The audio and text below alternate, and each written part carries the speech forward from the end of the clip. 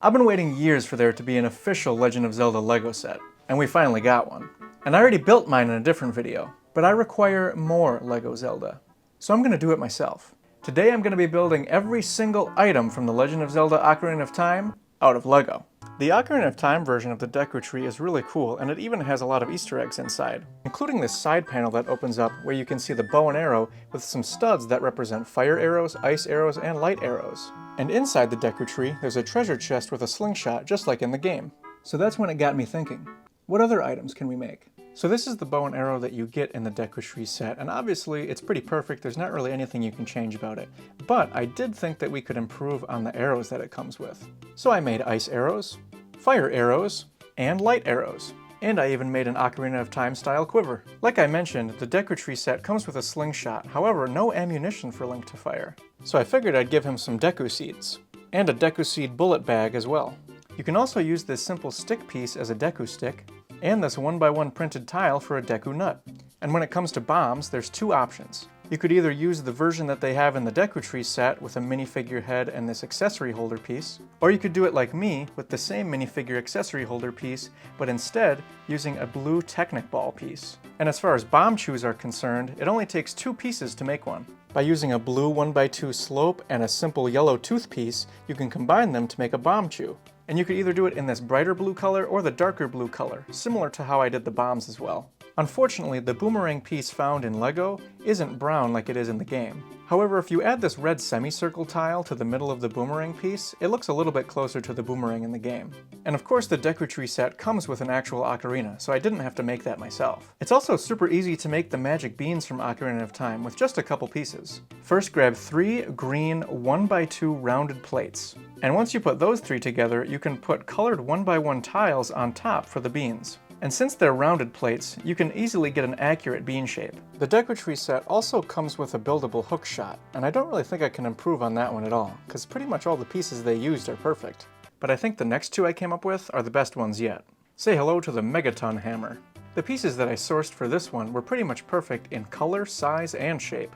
And I think it looks pretty good relative to Link's size as well. He can even hold it with 2 hands just like he does in the game. Up next is the Lens of Truth. And I'll be honest, not every technique that I used on this one was completely legal. FBI, open up!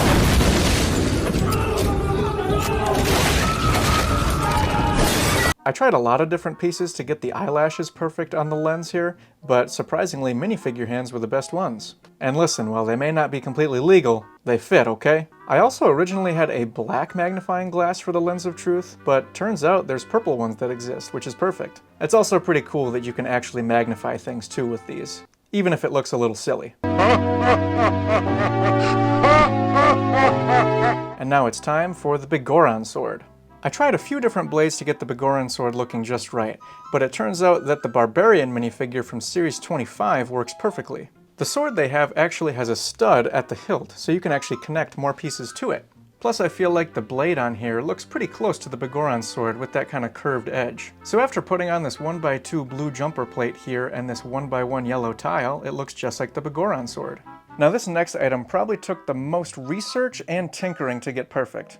And there's actually 3 different ways that you could do it, but there's only one that looks the best. But I'll break them all down for you. In trying to make the mirror shield, this was my first version. By using a Nexo Knight's shield and this glittery 2x3 tile, I was able to achieve somewhat of what I wanted to. However, that shield is red, and this one is gray, so I knew there was more work to be done. In doing more and more research, I almost settled on this shield from the Knight Protector of Series 22. However, the problem still remains, this isn't red, but at least it had this moon symbol that the mirror shield had in the original game. But I couldn't quit just yet. I realized that the 2x3 tile that I used in my first version of the mirror shield was the perfect shape that I needed. However, there's one big problem. There's no studs to connect anything on the front. And that's when things got weird. Say hello to my good friend Sticker Sheet 43201 STK01, or as I like to call it, Salvation. After hours of research and finding a random Disney set that had a perfectly shaped mirrored sticker on it, I had my shield. And if you ask me, it looks pretty darn good. It just goes to show that you can't figure everything out with bricks and pieces, and sometimes you need to think outside of the box. And now we're going to make some accessories for Link's feet and his hands. This might just look like a normal 1x1 plate, but since it's metallic, and you can get 2 of them, you get yourself a nice pair of iron boots. I'm sure you could find yourself a nice pair of 1x1 tiles that aren't as expensive as these metallic ones, but I really wanted to get the color and the metal right on there. And speaking of boots, if you can get yourself a couple 1x1 brown plates with clips and then some flame pieces in white, you can make some pretty sick hover boots as well. The flame pieces also come in pearl gold and some other sets, so if you want a little bit more of an accurate hover boot, you could put those on there as well. And as far as Link's hands are concerned, if you want to get some nice silver gauntlets, these pieces work great. These pieces clip on super easy to the hands, and they still have room for you to hold an accessory as well. These pieces also come in gold, so you can make the golden gauntlets just as easily as well. And don't forget to power up young Link's strength as well. By using this golden ring piece, you can give him the Goron's bracelet. Most people think you can only get these ring pieces on the top of a minifigure's hand, but there's a secret way to connect it to their wrist. By taking off a minifigure's hand like so, you can place the bracelet on their arm and then reattach the hand, and the bracelet will stay on their wrist. That way this ring piece can actually be used as a bracelet. The Deku Tree set comes with a red potion in a bottle here, but if you want to make your own empty bottles and add other potions into it, there's plenty of ways to do it. Most of them are going to involve minifigure heads. By using various different colors, you can make water in a bottle, milk in a bottle, various other colors of potions, or how the red potion looks before you put it in a bottle. The Deku Tree also comes with a magic potion, but you could always use this green glass bottle as a magic potion as well. And speaking of magic potions, I even made this giant magic meter for Link to fill up once he collects them. It's not really an item, but I just had to do it. And in addition to the magic meter, I also made some hearts here to keep track of his health. I also used some flat red tiles here on these black hearts to make it look like he's lost 1.5 hearts. If you can't tell already, I love Legend of Zelda, and I've been waiting for this LEGO set for a very long time. The Deku Tree set gives you a compass, however there's no options for a map, so let's change that. I think both of these options fit pretty good for either an overworld map or a dungeon map, and I also found this one that has this stickered tile as well. I bought all of these on Bricklink, and they all work pretty good for some kind of Zelda map. Especially this one, since I think it could represent Hyrule Castle and Death Mountain in the distance. I also found this cloth map piece that when it gets wet, actually reveals the map. That's pretty cool. If you want to make some rupees, you could always use these green slanted 1x2 tiles for a big green one, or you could always resort to these smaller jewels that have come in LEGO sets for many, many years. This one doesn't really have the shape of a rupee, but I think it gets the point across pretty well. Plus these smaller jewels fit into the pot pieces, which works pretty good if you want to break some pots open for rupees.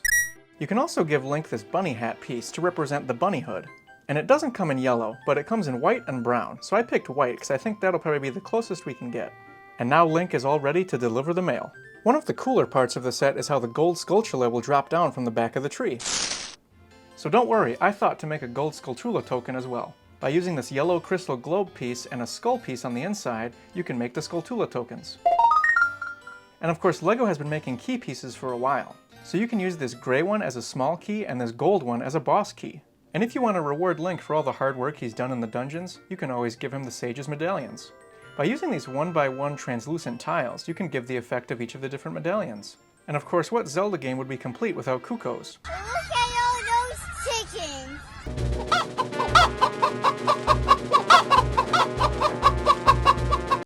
There's even a really cool way to build the Triforce, too. Since heart pieces are on an uneven number of studs, you can make triangle shapes with them. So by putting 3 of these gold triangle pieces, and 1 black one in the middle, you can make a really cool Triforce. There's also a really easy way to get Navi to follow Link everywhere he goes, which I'm sure he wants that. Hello! Hey! Look! Listen! Shut up, Grandma! You can connect a couple minifigure accessory holders with Navi on it.